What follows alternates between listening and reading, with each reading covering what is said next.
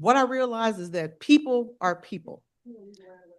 People are going to have all kinds of circumstances, all kinds of life challenges and life opportunities. And in the clerk's office, the clerk of the circuit courts, my responsibility is going to be far and wide. There are so many touch points that office impacts people's lives. I'm gonna give you an example of some of the things that I've done and how I know it connects. So when I worked at South Bend Heritage Foundation, most of my position there was working to help people to come out of foreclosure. So the first probably 5 years was all foreclosure prevention. That means these are people in St. Joseph County who owned homes and they were at risk of losing their homes.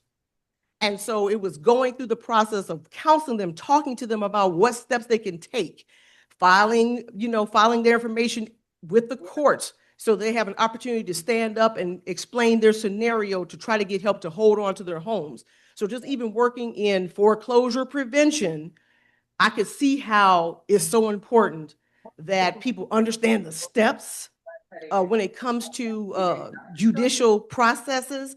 People don't know, and we can be afraid of what's happening when you get that notice in the mail. You need someone to help you explain the steps to that. So I was able to do that, and that is part of how the clerk's office, the circuit court, impacts people, is the judicial system and the processes there. I've been able to, in my work at the Housing Authority, unfortunately, sometimes people are not able to maintain their housing, so they're going through eviction process. And so what we do in the clerk's office, with the the clerk of the circuit courts, those judicial processes impact people.